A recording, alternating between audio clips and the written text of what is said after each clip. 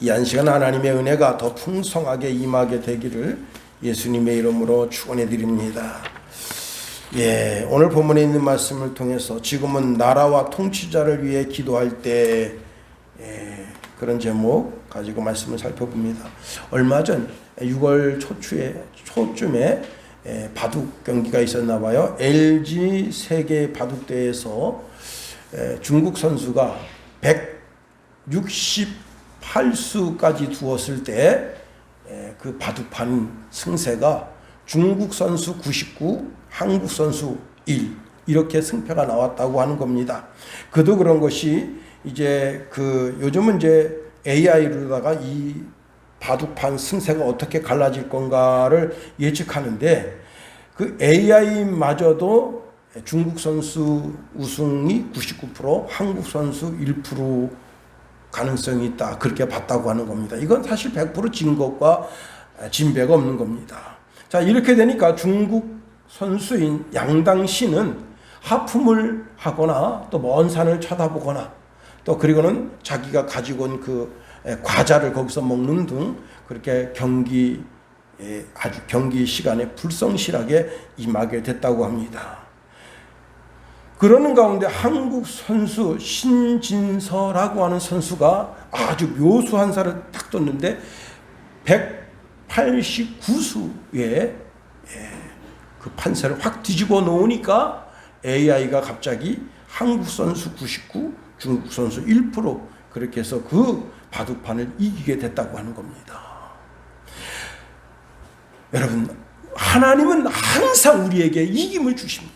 도저히 이길 수 없고 도저히 상상할 수 없는 상황 속에서도 우리에게 이김을 주십니다. 99.9999% 질 수밖에 없는 상황이더라도 0.00001%의 가능성 속에 우리 하나님이 역사해 주십니다. 고린도후서 2장 14절 말씀해 보니까 항상 우리를 그리스도 안에서 이기게 하시고 우리로 말미암아 각처에서 그리스도를 아는 냄새를 나타내시는 하나님께 감사하노라 말씀했습니다. 하나님은 하나님을 믿고 기도하는 자에게 승리의 관을 쓰게 해 주십니다. 오늘 본문의 느헤미야는 기도해서 승리한 승리의 사람으로 우리에게 비춰지고 있습니다. 느헤미야는 어떻게 해서 그 승리의 월계관을 쓸 수 있었을까요? 느헤미야의 삶이, 느헤미야의 신앙이, 느헤미야가 나라를 사랑하는 마음이 아주 존귀하고 아름다웠기 때문에 그렇습니다. 여러분, 그 사람이 아름답고 그 사람이 존귀하다, 그걸 무엇으로 나타낼 수 있을까요? 두 가지입니다. 말하는 것을 보면 그 사람이 존귀한 사람인지 아닌지를 알 수 있어요. 그 사람이 존귀한 사람인지 어떻게 하느냐, 그 사람이 하는 행동을 보면 알 수 있어요. 여러분, 먼저는 말하는 것이 존귀해야 합니다. 말하는 것이 아름다워야 되는 거예요. 말하는 것이 그저 그냥 막 말을 내뱉을 수 있을 수 있지만 참 존귀한 말을 해야 되는 겁니다. 어젯밤에 11시 30분에 자다가 벌떡 일어났어요. 막 꿍꿍 소리 나고 그래가지고 내 나름대로 막 화가 나가지고 막 잠을 깨우니까 근데 우리 김성훈이가 이제 많이 성숙했습니다. 옛날 같으면 그럴 텐데 그래서 역시 김용호 아들이구나 속으로 그 화낼 수 있는 상황에 그렇잖아요.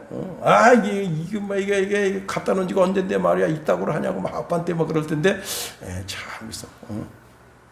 내가 애가 많이 달라졌구나. 바로 그거예요. 그 사람의 삶의 인격이 그 언어를 통해서 조금씩 달라져가고 예수님을 닮아가는 그런, 그 다음에 그 사람의 행동이 조금씩 예수님을 닮아가는 그것으로 인해서 그 사람이 존귀해져 가는 겁니다. 느헤미야가 누굽니까? 느헤미야는 전쟁포로예요. 여러분, 유다 나라가 전쟁에서 쳤어요. 전쟁포로로 바벨로니아에 끌려왔단 말이에요.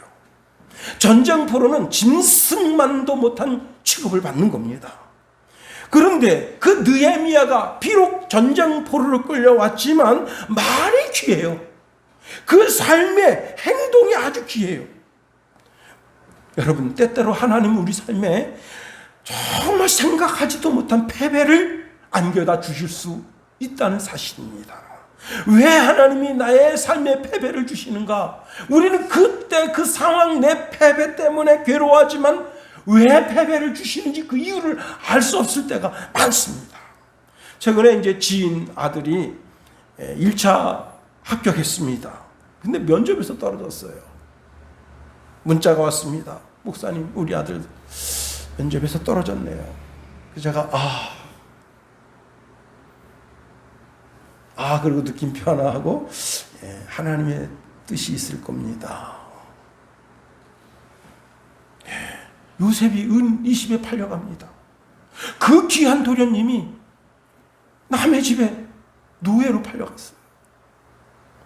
이름도 없이 짐승처럼 자기의 기존의 이름이 있었는데 그 이름 다 없고 노예 이러면 옹아야 되는 거예요. 귀싸대기 때려도 어디다 하소연할 데가 없어요. 손모가지 자른다 그래도 어디다 하소연할 데가 없는 거예요. 왜? 짐승만도 못한 취급을 받으니까. 그렇게 포로로 끌려간 그 나라에서 느헤미야가 하는 말이 귀하고 행동이 귀합니다. 어떤 천한 일을 맡겨도 그 일에 책임을 지고 그 일을 아주 소중하게 이뤄내요. 자, 그러니 사람이 귀하고 사람의 말이 귀하고 행동이 귀하니까 그 사람이 주위 사람들로 하여금 자꾸 추천을 받습니다. 이 사람 비록 노예로 잡혀온 사람이지만 참 사람이 진국이다. 그래서 오르고 올라서 한 나라의 왕을 보필하는 장관보다도 더 존귀한 자리인 오늘 11절 하반절 말씀에 보면 그때에 내가 왕의 술 맡은 관원이 되었음이니라 말씀하고 있습니다. 술 맡은 관원의 직책을 가지고 있다고 하는 것은 당신은 왕을 쉽게 사살하는 방법이 무엇인가 하면 술에다 독을 타는 거예요. 막걸리에다가 그 제초제 집어넣으면 모르고 그거 먹고 죽듯이 그런 거예요. 술 향이 독하고 그래서 잘 몰라요. 독준 줄 알고 그냥 먹고 벌컥벌컥 먹고 그리고 그날 이제 운명을 달리하게 되는 거예요. 그러니까 술 맡은 관원이라고 하는 말은 왕이 자기 생명을 그 사람에게 맡긴다는 거예요. 그 사람이 비록 이제 먼저 술을 마십니다. 조금 아주 귀한 술, 전 세계에서 가장 귀한 술을 갖다 왕에게 갖다 놓으면 먼저 마셔요. 이렇게 그러면서 말합니다. 이 참 술 맛있네요. 근데 자기는 먼저 해독제를 먹은 거야. 그리고 왕을 죽일 수가 있는 거예요. 그런데 느헤미야가 그 삶이 귀하고 언어가 귀하고 사람이 존귀하니까 그렇게 오르고 올라서 이방 사람들로 하여금 참 정말 높은 직위까지 오르게 된 겁니다. 아닥사스다 왕이 생각합니다. 내가 참 인복이 있구나. 이렇게 귀한 사람은 내가 없다니. 잠언서 13장 17절 말씀에 악한 사자는 재앙에 빠져도 충성된 사신은 양약이 되느니라 말씀합니다. 충성된 사신. 이 충성된 사신이라는 말은 신실한 특사라는 말이에요. 아닥사스다 왕 앞에 있는 느헤미야는 아주 신실한 신하입니다. 아주 신실한 신하는 양약과 같대요. 자신의 육신의 건강을 보장해주고 그리고 그 사람의 그 사신의 지혜로 말미암아 왕의 마음에 있는 상처가 깨끗하게 씻음받고 또한 위로를 받고 격려를 받고 원기가 북돋움 받았어. 다시 왕의 자리에서 전 세계를 지배하며 나아갈 수 있는 용기를 북돋아주는 사람, 그 사람이 바로 누구와 같으냐면 충성된 사신이라 하는 겁니다. 여러분, 내가 한 나라의 왕을 섬기는 그러한 신실한 신하가 됐으면 왕을 세워주고 왕을 존귀하게 만들어주고 왕의 마음이 불편한 것이 있으면 그 불편한 것을 싹 제하여 주고 왕을 세울 수 있는 그런 사람이 돼야지. 왕을 공경에 빠뜨리고 왕이 얼굴을 들지 못하고 나가게 만들도록 그렇게 만들면 되겠냐 말이에요. 내가 한 집에 시집을 왔으면 그 집에 신실한 사람이 되어서 그 집에 영적으로나 육적으로나 마음적으로나 그런 어떤 문제가 있으면 그 모든 것을 잘 다스리는 그런 자가 돼야지. 그 집에 들어와서 문제를 막 일으킨 사람 되면 어떡하겠냐 말이에요. 제가 어제 인터넷 신문에 제목만 봤습니다만 이 여자가 약혼을 해놓고 과거에 사귀던 남자와 유럽 10일 동안 유럽 여행을 갔다 왔어요.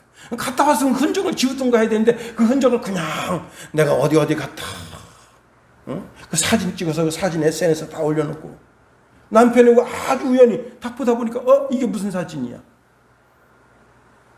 그러니 여러분 또 그 태중에 있는 애가 누구인지 어떻게 합니까? 그러니까 이혼해야 되냐 말아야 되냐 제목이 그거예요. 제가 볼 땐 당연히 이혼해야죠. 내가 한 회사의 직원이 되었으면 그 회사의 신실한 사원이 되어야 하는 겁니다. 사장의 마음도 살피지만 자기 상사의 마음 그리고 자기 동료들의 마음 부하 직원의 마음도 살폈어. 그 회사에 정말 역동적으로 회사가 잘 돌아갈 수 있도록 유기적으로 잘 회사가 돌아갈 수 있도록 그렇게 힘쓰고 애쓰는 사람이 되어야 하는 거죠. 내가 또 경영주가 되었습니다. 그러면요 그 모든 부하 직원들 다 그들을 마음을 잘 보듬는 그런 훌륭한 인물이 돼야 되죠. 저것들 와서 일하니까 돈만 쪽쪽쪽 빼먹자. 그러면 되겠어요? 느헤미야는 왕에게나 또 그 다음에 이제 대신들에게나 백성들에게나 누구에게나 그들의 마음을 보듬고 그들의 마음을 시원케 해주는 그런 인물이 되었다고 하는 겁니다. 자, 그런데 이렇게 느헤미야가 페르시아 아닥사스다 왕을 섬기면서 아주 존귀한 위치, 나라에 정말 왕과 견줄 수 있는 그런 높은 위치에 올라갔다 하는 소문이 유다인들에게 퍼지기 시작하니까 그의 동생 하나니 그리고 여러 사람이 아닥사스다 왕을 섬기는 느헤미야를 만나러 왔다 하는 것이 오늘 본문의 내용이에요. 자, 느헤미야가 자기 동생에게 묻습니다. 예루살렘과 그리고 예루살렘 성전이 그리고 유다가 어떻게 되었는가 물으니 3절이 그 답이에요. 3절 우리 다 같이 한번 읽어볼게요. 3절 시작. 그들이 내게 이르되 사로잡힘을 면하고 남아있는 자들이 그 지방 거기에서 큰 환난을 당하고 능욕을 받으며 예루살렘 성은 허물어지고 성문들은 불탔다 하는지라.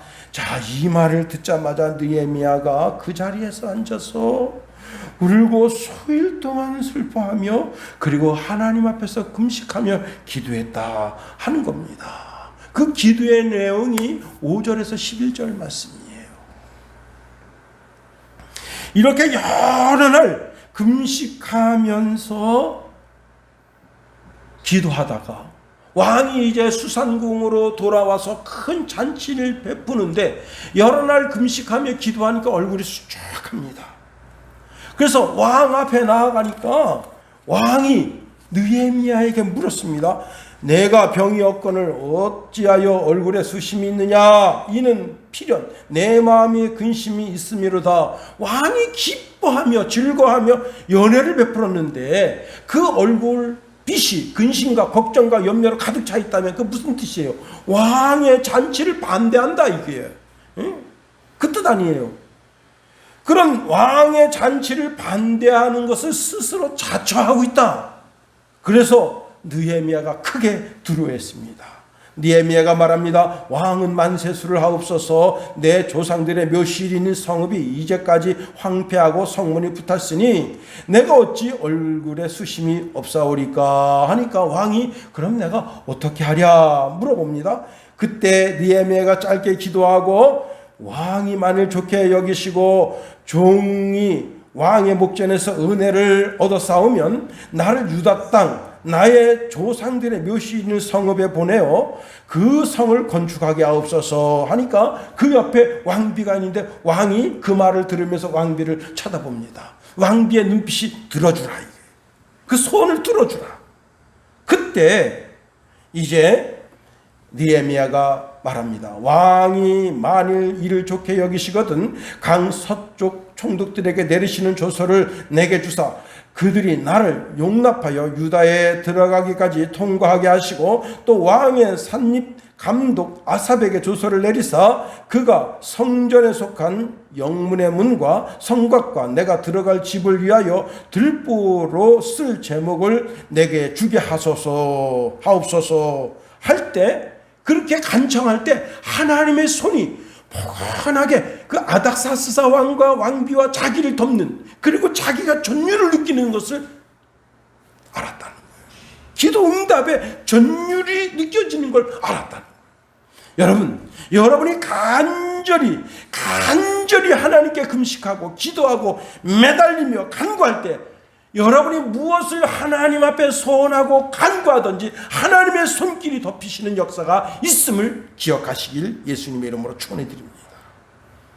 창세기 49장에 보면 야곱이 요셉에게 축복합니다. 그때 창세기 49장 24절에 보니까 요셉의 활은 도리어 굳세며 그의 팔은 힘이 있으니 이는 야곱의 전능자 이스라엘의 선한 목자의 손을 힘입음이라. 하나님의 손이 요셉의 머리 위에 요셉의 자손에게 머물러 있다는 거예요. 왜? 뭐 하려고? 도와주려고. 제가 어릴 때부터 드리던 복음성가가 있습니다. 주님여 이 손을 꼭 잡고 가소서 약하고 피곤한 이 몸을 폭풍의 흑암 속 해치사 빛으로 손잡고 날 인도하소서. 하나님 내 손을 잡아주십시오. 하나님 내 손을 잡아주시옵소서. 내 손을 잡고 나를 인도해 주옵소서. 우리 윤석열 대통령 지금 나토 회의를 마치고 들어왔습니다. 중국이 발끈합니다. 많은 한국 기업들을 중국에서 홀대하고 있습니다. 북한이 이전보다 더 으르렁거리고 있습니다. 러시아도 일본도 미국도 지금은 마치 우리 우방과 같아 보이지만 그 속내는 모르는 거예요. 그런데 여러분 오늘 아침 뉴스 보셨습니까? 뉴스를 정확하게 보지는 않았지만 제가 한 분이 인터넷에 올려준 지금 민노총이 하는 짓거리에 대한 뉴스가 어제 하루 종일 서울 시내 하루 종일 영하 33도까지 영상 33도까지 올라갔는데 하루 종일 민노총에서 데모했다는 겁니다. 국회에서 종로에서 그 다음에 이제 용산에서 그 크게 확성기를 틀어놓고 뭘 그렇게 잘못했는데? 응? 뭘 그렇게 잘못했는데? 여러분, 우리 대한민국은 하나님이 세우시는 나라가 되어야 하는 거예요.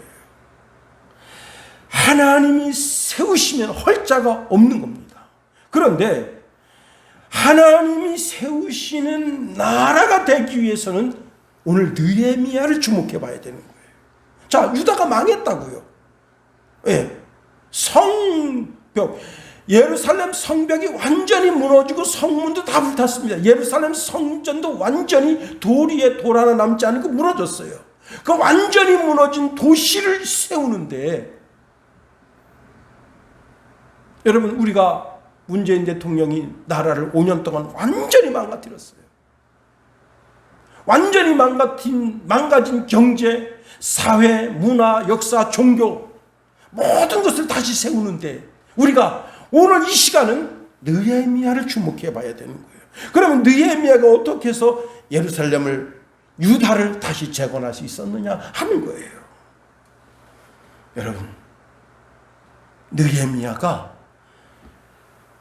페르시아라고 하는 나라에 붙잡혀 가서 그 나라의 노예로 끌려가서 거기서 존귀한 삶을 살았다고 하는 겁니다. 사람의 삶이 아주 고결한 삶을 살았다는 거예요. 자, 느헤미야가 전쟁 포로로 끌려가서 거기서 예루살렘 그 아름다운 영광, 예루살렘 성전의 아름다운 그 영광, 예루살렘 거리의 그 사람들의 아름다운 그것을 추억하면서 멍하니 있으면 등짝 얻어 터질 것밖에 없어요. 채찍에 맞을 일밖에 없습니다. 그러나 그는 그렇게 하지 않았어요. 자기 말에나 일에나 행동에나 모든 것이 다 거룩합니다. 골로새서 3장 17절 말씀해 보니까 무엇을 하든지 말에나 일에나 다 주 예수 이름으로 하고 그를 힘입어 하나님 아버지께 감사하라. 말하는 것도 예수님 말씀하시는 것처럼 하고 일하는 것도 예수님이 일하시는 것처럼 하라. 내가 말하는 것을 통해서 하나님의 영광 받으시게 하기 위하여 하라는 거예요. 내가 일하는 것도 예수님의 영광 받으시게 하기 위해서 일하라는 거예요. 여러분, 한 사람의 삶이 너무너무 귀하고 너무너무 고결하니까 노예로 끌려온 사람을 세워서 어떻게 해요? 한 나라의 술 맡은 관원장, 장관보다도 더 높은 자리에 올라가게 하는 것 아닙니까? 여러분, 이것이 우리가 이 시대에 우리의 삶을 다시 한번 조명해보고 내 언어를 다시 한번 점검해보고, 느헤미야 한 사람이 바로 산 것 때문에 유다가 사는 길이 열려지게 됐다는 거예요. 대한민국 1200만 기독교인, 이젠 결심해야 됩니다. 정직과 성실로 살면서 정직과 성실이 나의 음식이 되고 나의 삶이 되어야 하는 거예요. 나 한 사람 때문에 대한민국이 견고하게 설 수 있어요. 나 한 사람이 게으름 피고 거짓말하고 그렇게 살면 나라가 망하게 되는 길로 들어서게 되는 겁니다. 에브라함 링컨이 남북전쟁을 일으켰습니다. 그때 이제 대포 만드는 사업자가 대포를 만들어서 이제 에브라함 링컨 앞에서 시연하는데 정품을 갖다가 대포로 시연하니까 대포를 수십 방 쏴도 문제가 되지 않습니다. 그래서 이제 국가가 계약을 했어요.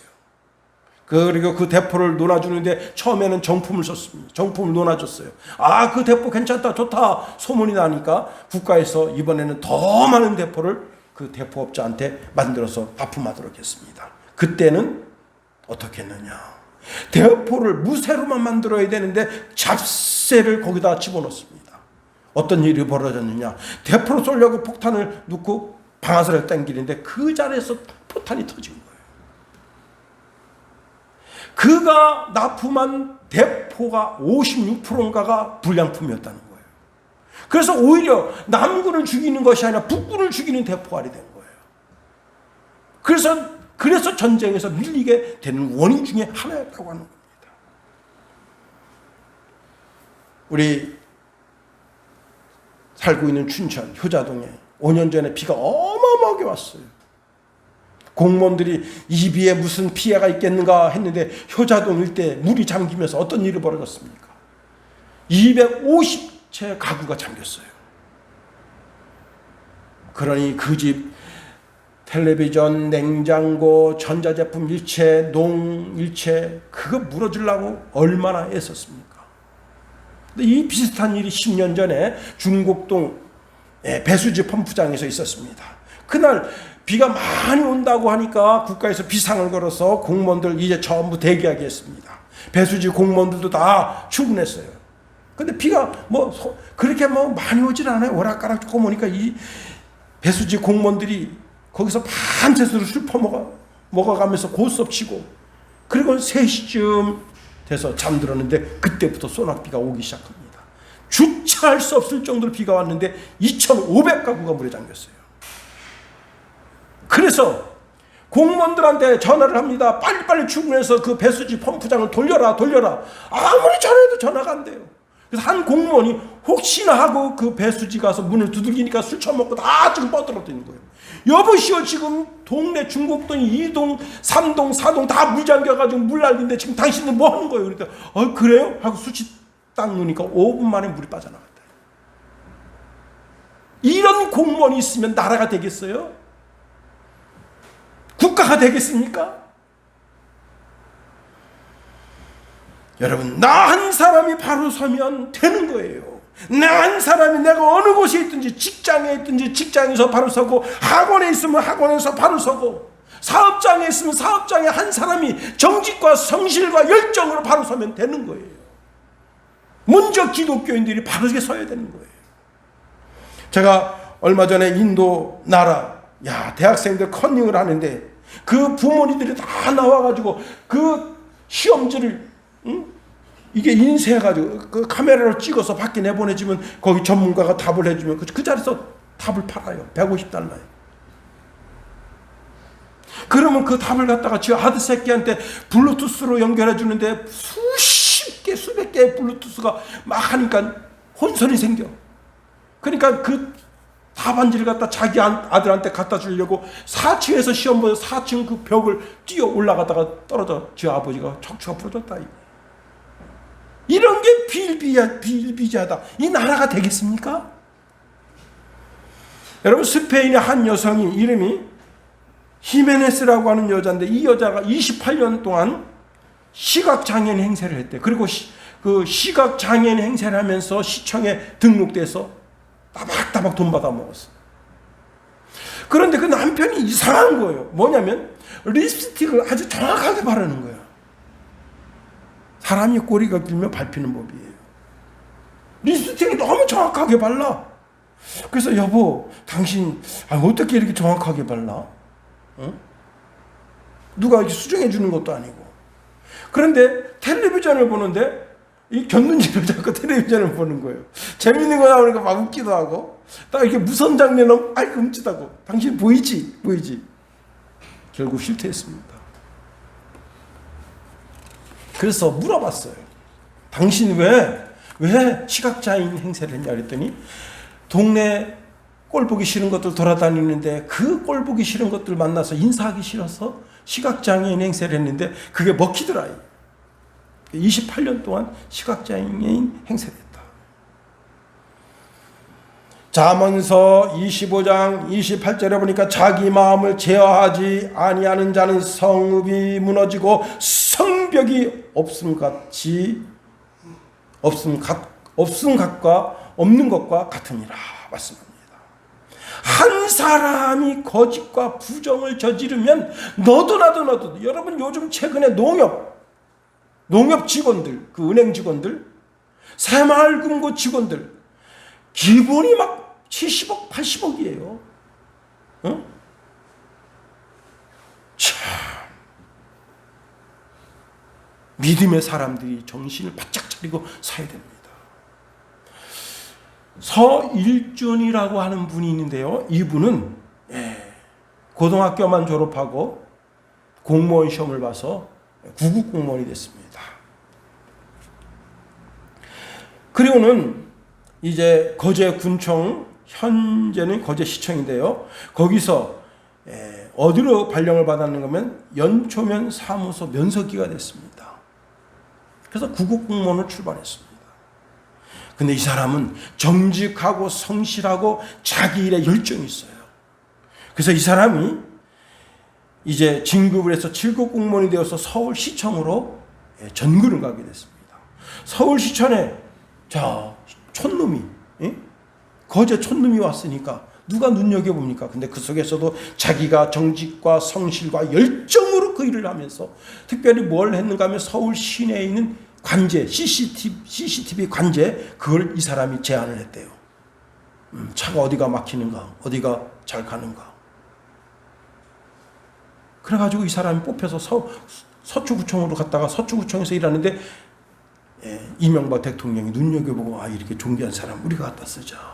그래서 대한민국 심장인 청와대에 들어가서 일을 하고. 그리고 이제 대통령이 물러나니까 자기도 물러났다가 자유한국당 그 이름으로 국회의원 나왔더니 떨어진 거예요. 그러니까 누가 뽑아나 주겠습니까? 그래서 이제 더불어민주당에 가서 거기서 이번에 작년에 당당하게 국회의원이 됐습니다. 알고 보니까 장로님이더라. 예수 믿는 사람이 정직과 성실로 열정으로 살아야지.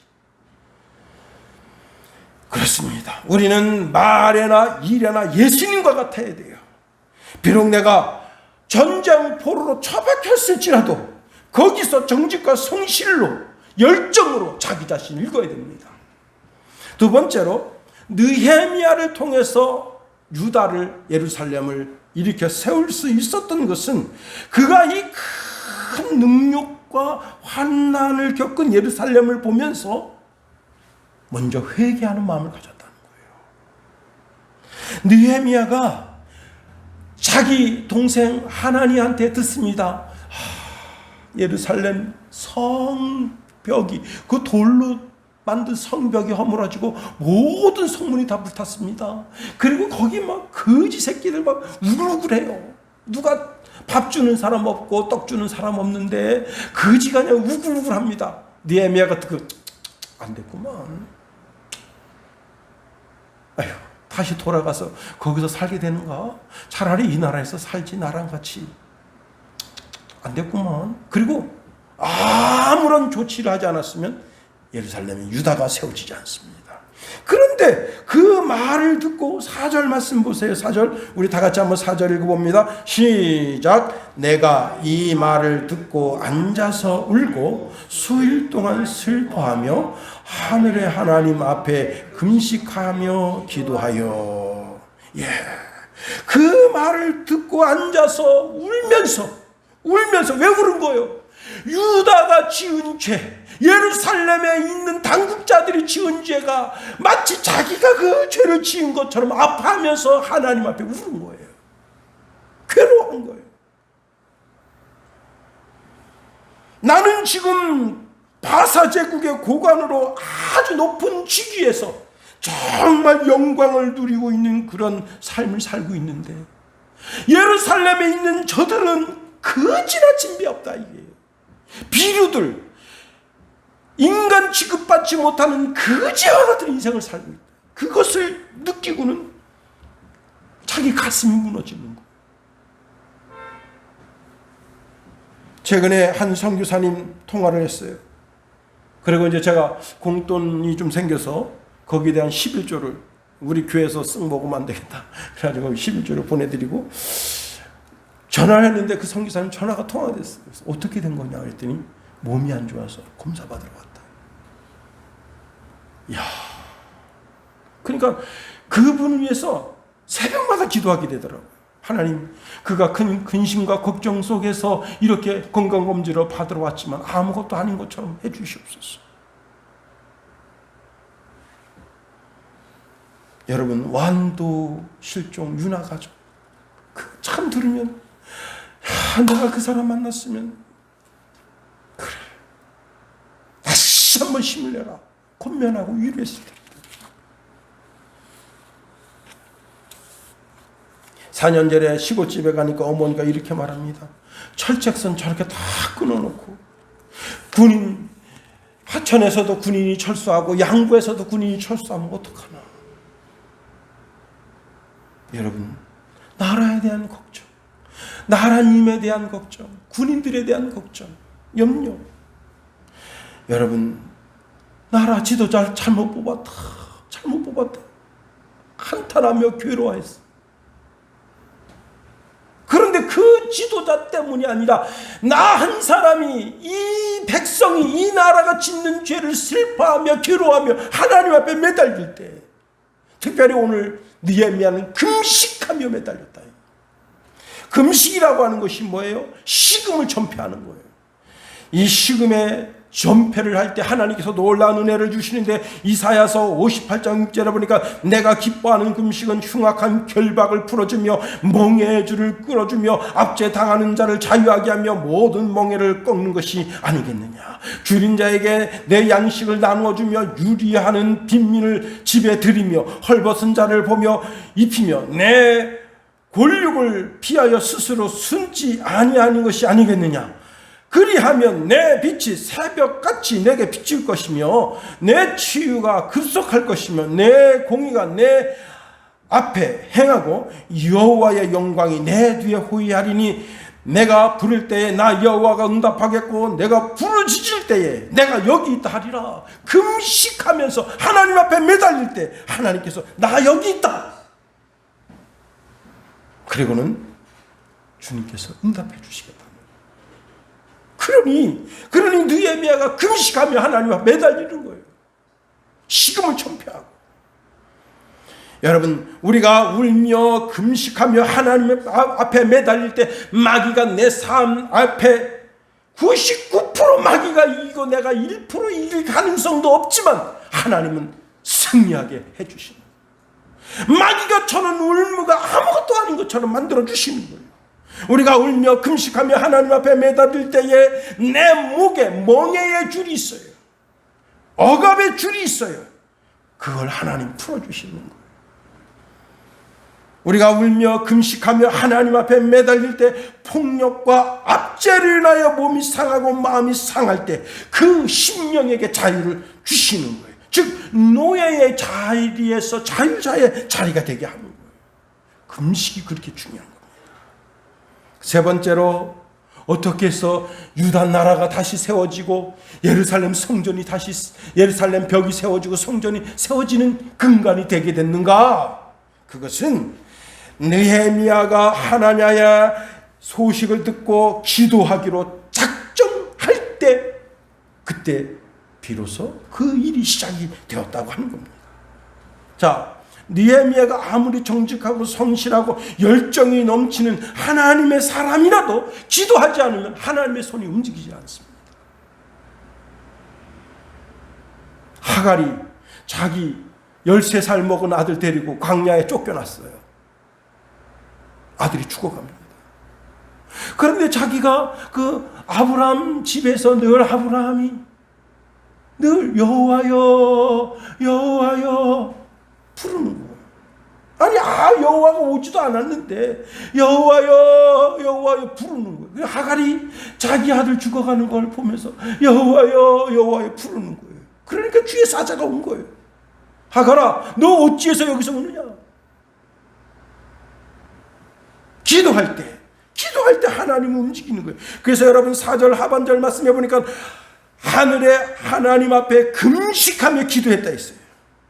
그 기도의 내용이 5절서부터 11절인데 그 11절 말씀해 보니까 주여 구하오니 귀를 기울이사 종의 기도와 주의 이름을 경외하기를 기뻐하는 종들의 기도를 들으시고 오늘 종이 형통하여 이 사람 앞에 은혜를 입게 하옵소서. 느헤미야가 아닥사스다 왕의 명령이 떨어져야 갈 수 있는 거예요. 다시 말하면 느헤미야는 아닥사스다 왕에게 매여있는 신복이라. 그가 가라면 가고 오라면 와야 되는 거예요. 그러니 그에게 은혜를 입게 하옵소서 라고 구체적으로 기도하게 된 겁니다. 그랬더니 2장에서 아닥사스다 왕이 갔다 오라. 여러분, 제가 설교 준비를 하다가 점심시간이 돼서 식사하면서 박상호 기자의 강연을 조금 들었는데요. 북한의 핵폭탄 제조 기술 어디서 왔느냐? 우크라이나에서 왔대요. 우크라이나 기술자들이 가서 만들어줬다는 겁니다. 핵미사일이 문제잖아요. 핵폭탄을 만들어도 그 실어 나르는 기술이 있어야 되는데 그 핵미사일 실어 나르는 미사일 기술 어디서 왔느냐? 우크라이나에서 왔다. 그 기술자들 47명이 우크라이나 도와줘야 되겠어 말아야 되겠어요? 윤석열이 정신 차려야 됩니다. 러시아한테 두들겨 맞는다고 그 나라가 우리의 우방이라고 생각하면 큰 오상이에요. 그럼 여러분 나라와 민족에서 기도해야 되는 거예요. 응? 우크라이나라고 하는 나라가 무슨 짓을 저질렀습니까? 저는 그 영화를 생생하게 봤어요. 2014년도 반군이 정권을 잡으면서 모든 무기 체제를 싹 쥐고는 그 반대파가 러시아예요. 러시아 국민들이야. 거기다 대고 아주 그냥 집중 사격해가지고 44,000명을 죽였어요. 3개월 동안.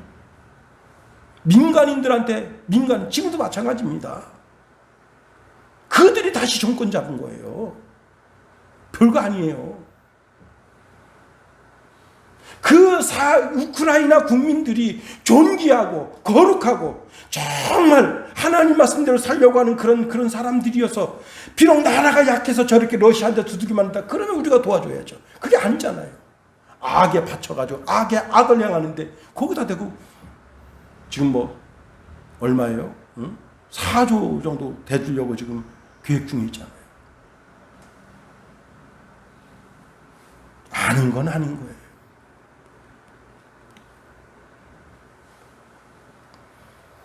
여러분, 하나님의 손을 움직이는 것은 기도뿐입니다.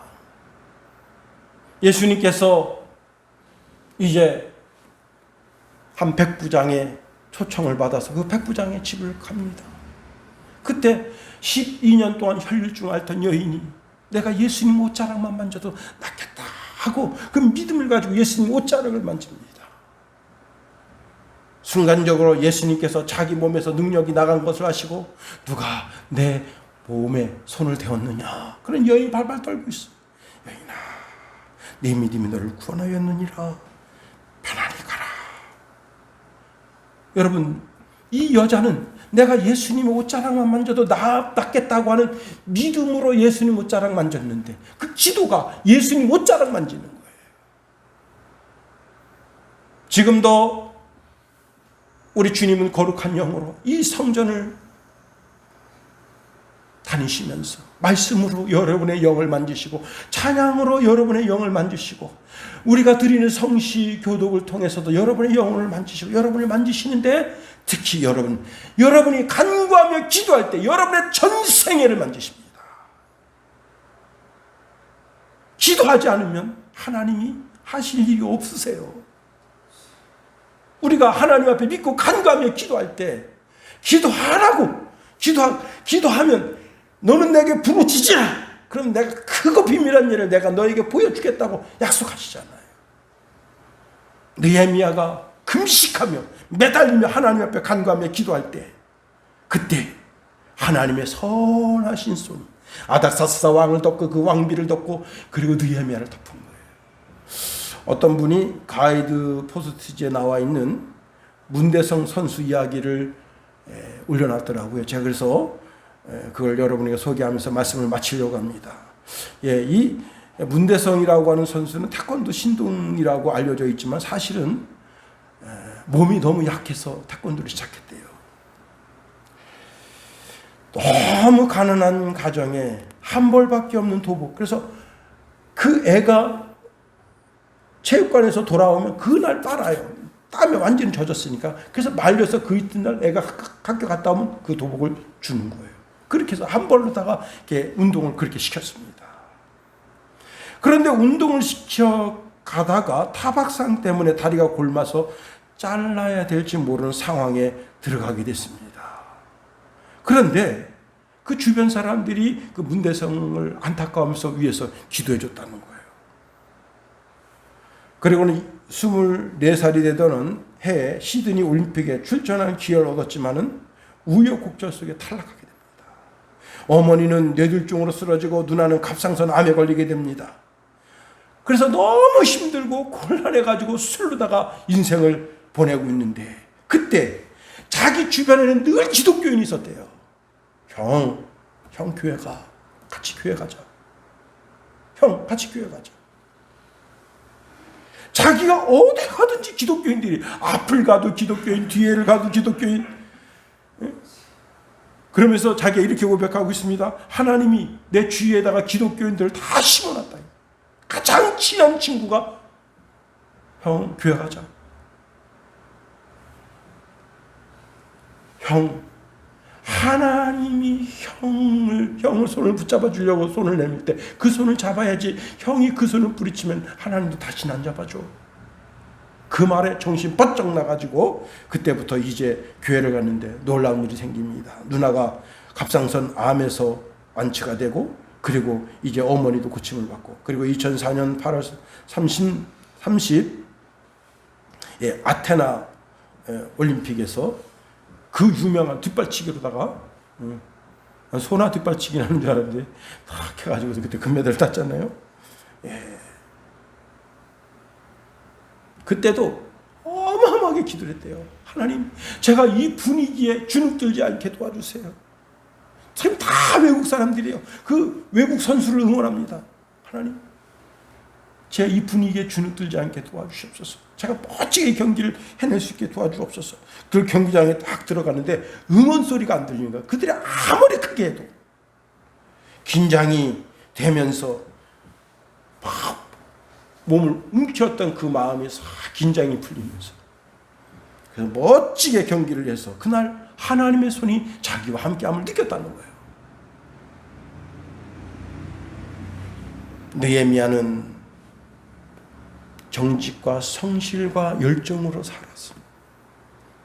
그 사람의 인품과 인격이 왕의 마음에 닿아서 왕 자기 친구처럼 여기는 술 맡은 관원이 되게 하고, 그 위치에 올라가 있을 때 나라와 민족을 위해서 애절한 마음을 품으니 그 품은 마음 그대로 하나님 다 들응답해 주셔서 완전히 망했던 유다와 예루살렘을 회복시켜 주셨는데 하물며 우리겠느냐 하는 거예요. 우리가 믿고 간구해서 오늘 이 시대의 느헤미야처럼 조국 대한민국을 세우는 저와 여러분이 다 될 수 있게 되기를 예수님의 이름으로 축원해드립니다. 기도하겠습니다. 하나님, 오늘 느헤미야가 정직과 성실과 열정으로 살아서 사람과 하나님 앞에 존귀한 인물이 될 뿐만 아니라 금식하고 하나님 앞에 기도하고 매달려서 완전히 망해버렸던 유다와 예루살렘을 재건했는데 하나님 우리를 붙드시며 인도하여 주셨어요. 우리가 고귀하게 살겠습니다. 정결하게 살겠습니다. 열정적으로 살겠습니다. 그리고 나라와 민족을 위하여 우리가 간구하며 기도할 때 내가 할 일이 무엇인가 깨달게 도와주시고 이 조국 대한민국을 위하여 헌신하며 하나님의 나라와 영광을 위하여 우리의 전생애를 아름답게 드리는 주의 백성 다 되게 하소서. 예수님 이름으로 감사하며 기도하옵나이다. 아멘.